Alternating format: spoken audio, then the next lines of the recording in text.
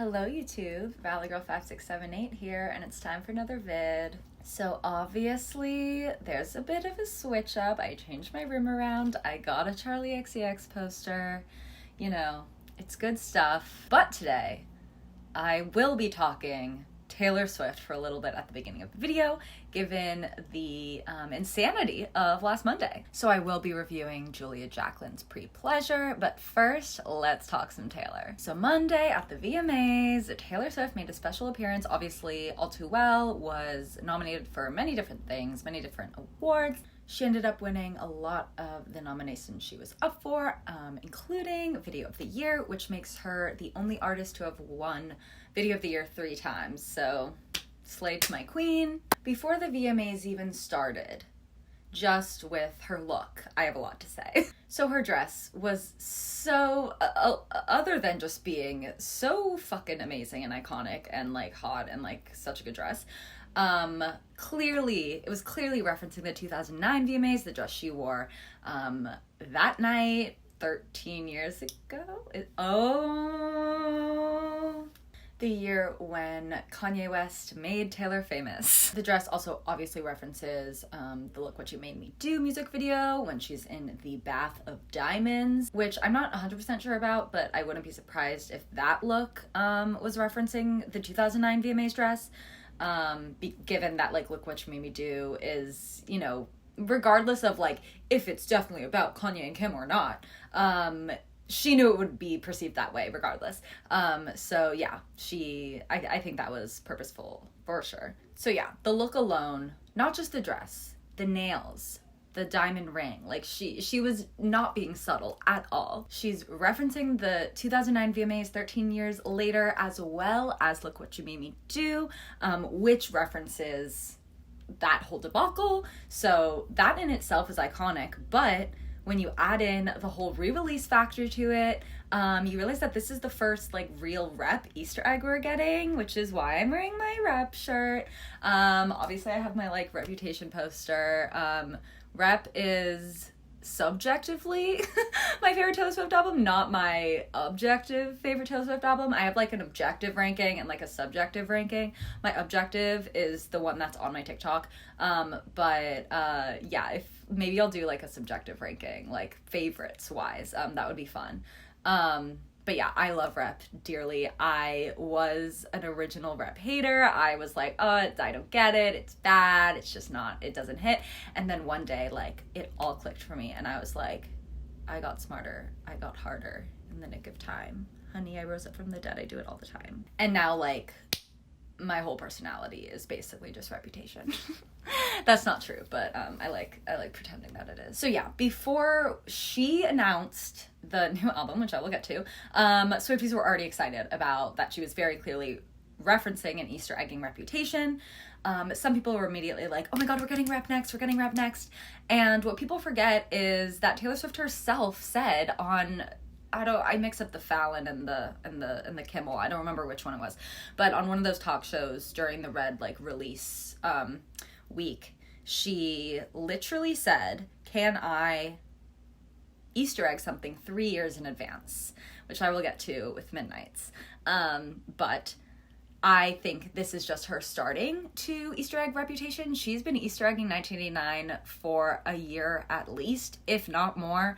And she's been doing it hard this summer. I honestly think we were supposed to get 1989 this summer, but because of the whole lawsuit thing, it got pushed back. And honestly, I mean, I think that could have happened, but I also think perhaps like this whole like Midnights being the only 2022 release could have been planned as well. But regardless, I don't think we're getting Reputation next. I think it might come after 1989. Right now, what it seems like, which, you know, is probably wrong given our track record as Swifties, but I'm thinking it's giving 1989 Reputation Speak Now debut, cause we haven't really gotten Speak Now, like,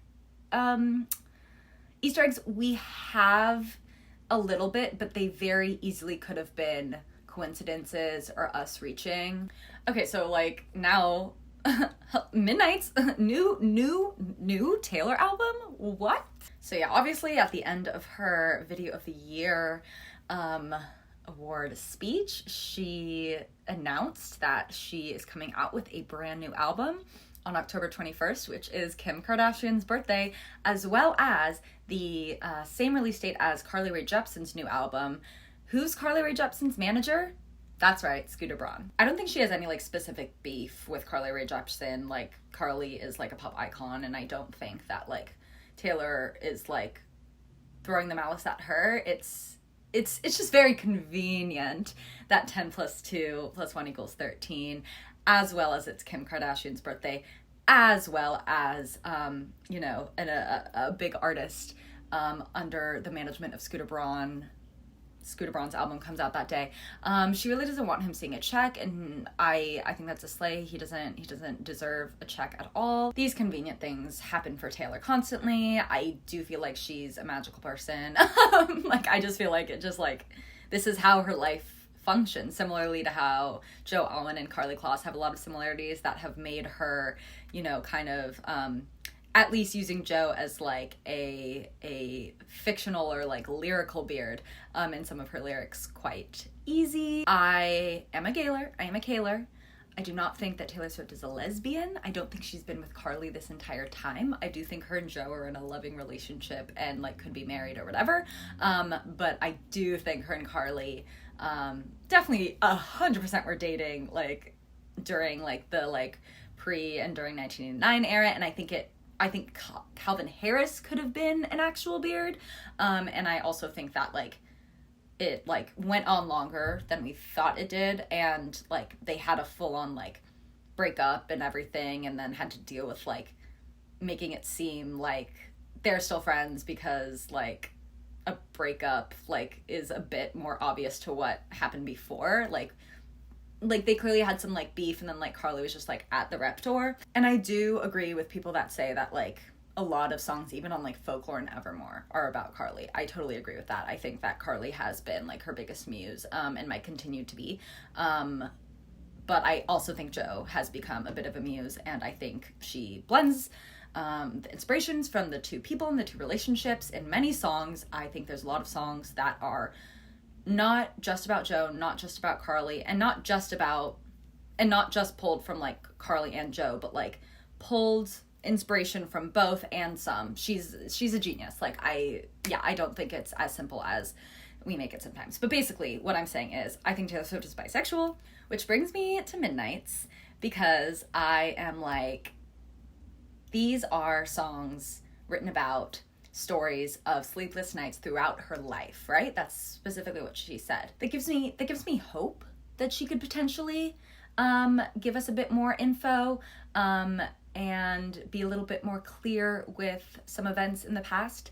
I do want to note that I don't think Taylor Swift has been subtle at all about coming out as bi. I think she's done it pretty obviously. A lot of people have talked about how on the Lover booklets, I think, or the like diaries or whatever, it was, like, mentioned, or there were just, like, rumors that there was, like, a B-sides to Lover, and the color scheme was blue, and that Lover was supposed to be called Daylight. This album, what is it called, ladies? Midnights. So, I don't think, like, these tracks were, like, written in 2019 or whatever, who knows, but I do think they're brand new in a sense. However, I wouldn't be surprised if some of these songs she started working on during the Lover era. Obviously, you know, Loverfest got cut short. We got Folklore and Evermore on accident. Beautiful accident. But what would have happened if COVID didn't happen? Like, did Midnights as a concept exist? And maybe Midnights as a concept was always supposed to come out, or Midnights the album was always supposed to come out in 2022, and she was Easter egging it during 2019. Like she says, can I Easter egg something 3 years in advance? There are even Easter eggs, like, with, like, Folklore merch, with, like, you know, like, a midnight blue, like, cooking apron or something with, like, 10 stars. The This Love post, when she says it comes out at midnight with spaces in between. and so many other ones that I can't count, and probably a bunch that I simply don't even know about because it's Taylor. Oh, and also at the end of Daylight, when the like talking portion, when she's like the things that haunt me in the middle of the night. Like she literally finishes the entire album of Lover saying the things that haunt me in the middle of the night. My brain is spinning. Stuff like that makes me think that she always knew Midnights was going to be an album. Maybe it was supposed to come out in like 2020 instead of 22. And Folklore Nevermore just like happened. And thank God it did, honestly. Ultimately, we're not fully going to have an idea until the album comes out. We obviously don't have the track list yet. So I think we'll definitely have a clearer idea when we do get that. But regardless, we're getting a new Taylor Swift album. It has such a cohesive theme. The artwork is like, oh my God, I literally, the day after I got my mom was in town and she took me and my roommate to get manicures, and I got like the Midnights color. I do think it's going to be a bit more like, like synth indie pop forward than, the folky Folklore and Evermore vibe.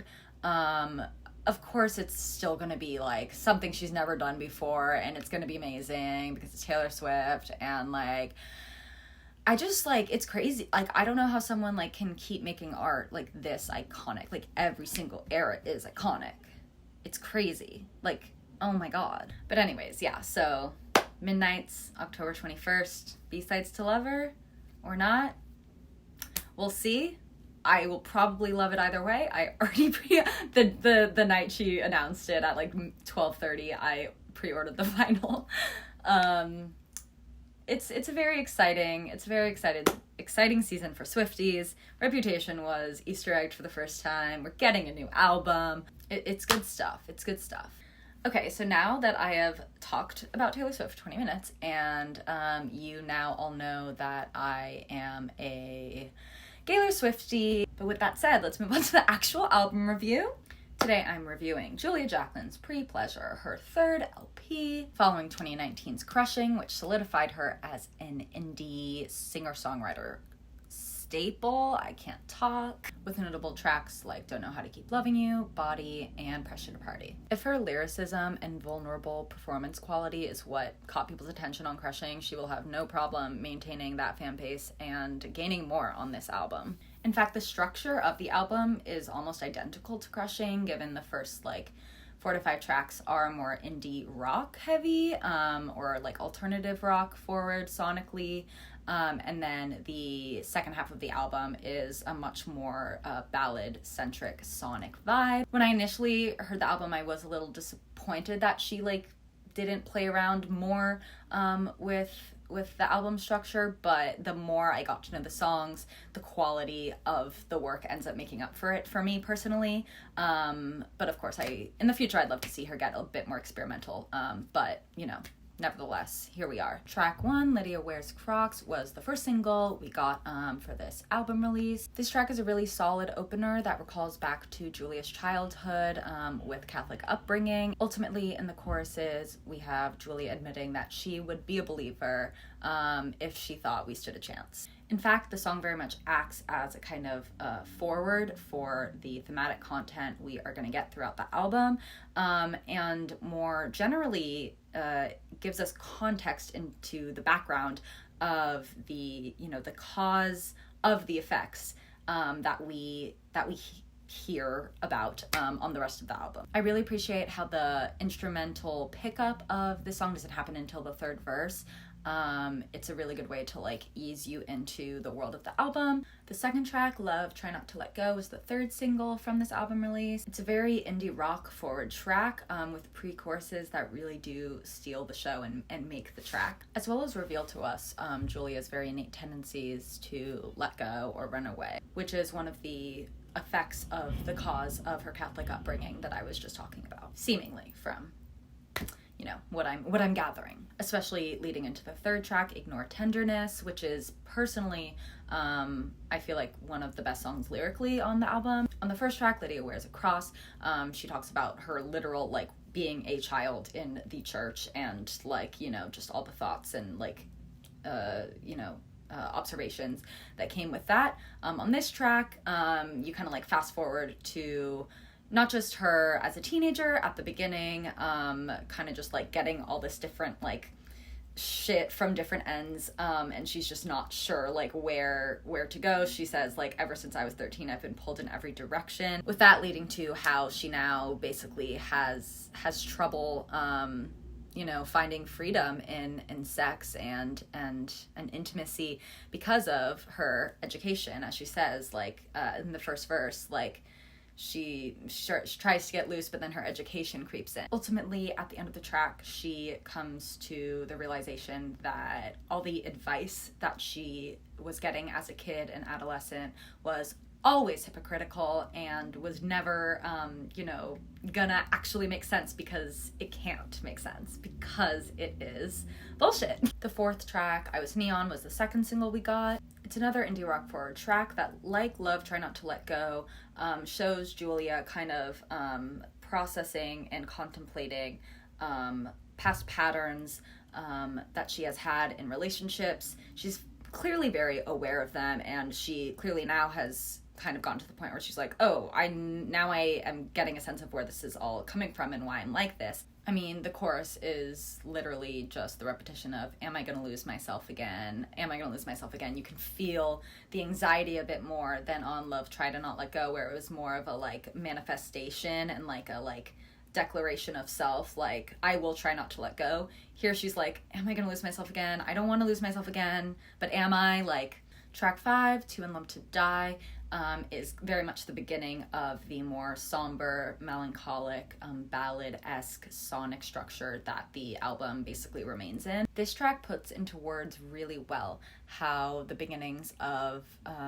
relationships, what many call the honeymoon phase, can feel so elating and divine-like and almost and godlike. The way she was able to like put this kind of feeling like into a concept that makes a lot of sense to me, at least, while like keeping in the theme of the album as a whole of like her like Catholic upbringing and how it's affected love and her life in general, and then connecting it with like this kind of feeling makes you feel divine, is just like really satisfying. It makes me think of just the concept of like a savior complex. Like she's saying, like, I'm too in love to die. Like, if this plane were to crash, like, my love will soften the ground because my love feels godlike, and God is a savior, right?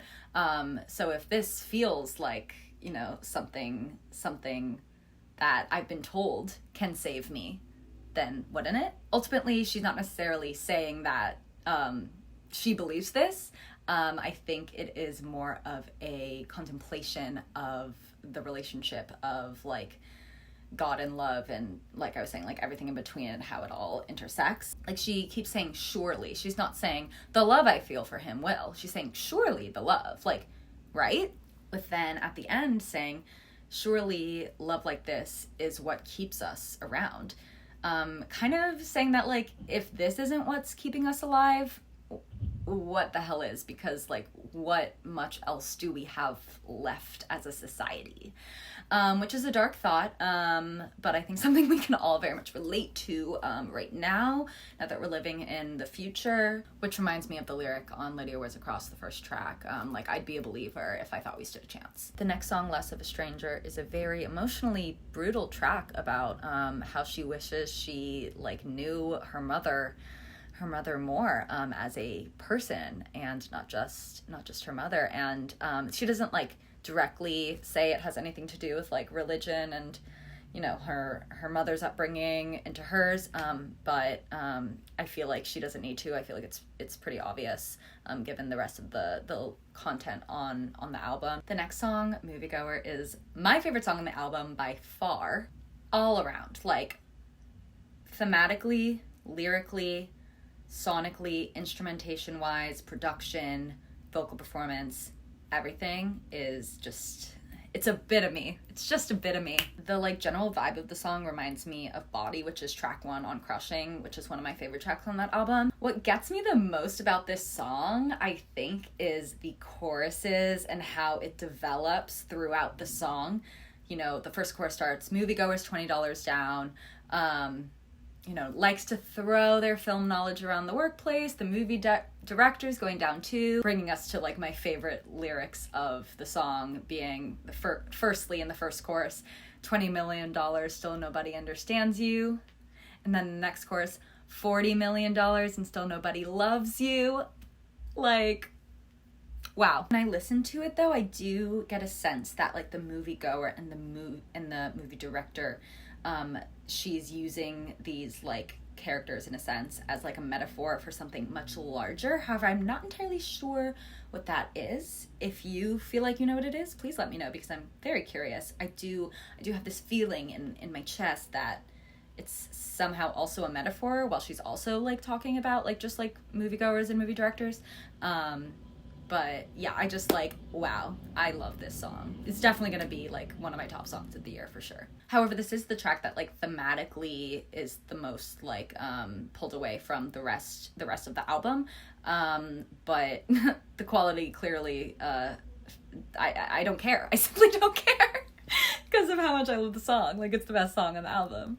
And again, maybe like I was saying, the metaphor, like maybe it fits into something about the like the theme of the album as a whole. So got myself thinking. The next track, Magic, is a very soft guitar track that is just about like really for the first time, you know, shedding her religious trauma to really be able to give into the magic that is sex and love and romance. It's the similar idea to In Love to Die, where, you know, love is this like divine magical thing, or it feels like it. And the only other thing in her life that she's related to this sense of magic and divinity is God himself. Be Careful With Yourself is the second to last track.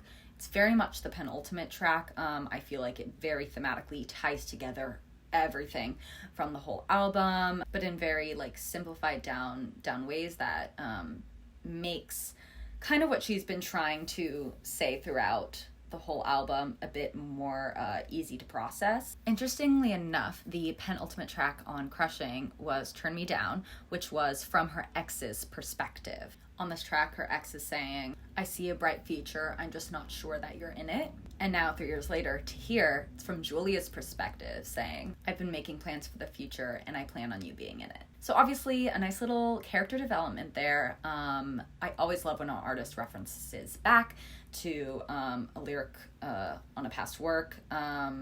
It kind of makes me feel like they're creating their own little like universe, which I think every artist does, regardless if they're trying to or not, across all mediums. So I really like it when an artist like kind of like breaks the fourth wall a bit and acknowledges that. But overall, this song is just like a way to really wrap up the theme of the entire album, being how growing up in a religious household can traumatize you. Overall, she ends the track on a kind of positive note, saying to her lover that she feels like she's finally able to give in now that she knows that nobody is going to save us. End of a Friendship is the last track on the album. It immediately reminded me of like an Angel Olsen cut. It's unclear who the she is that she's talking about. That clearly is the like friend that this is the end of the friendship. It's unclear if it's literally like a she, a person, or like God herself, or like religion, or like something else. That's unclear to me. But regardless, it is this idea of like the end of, you know, something that once was. She ends the track and therefore the album with, but all my words are caught up in the cloud. You know, someday you'll have to say them out loud. It's a very poetic end to a very poetic album that ultimately shows us Julia, you know, accepting that she has kind of chosen this life as a songwriter for singer-songwriter, for better or for worse. And like, you know, she's now very much, you know, coming into herself saying, well, all my words and thoughts are already up in the cloud, right? Like this, like Spotify, like in the music sphere, the music cloud.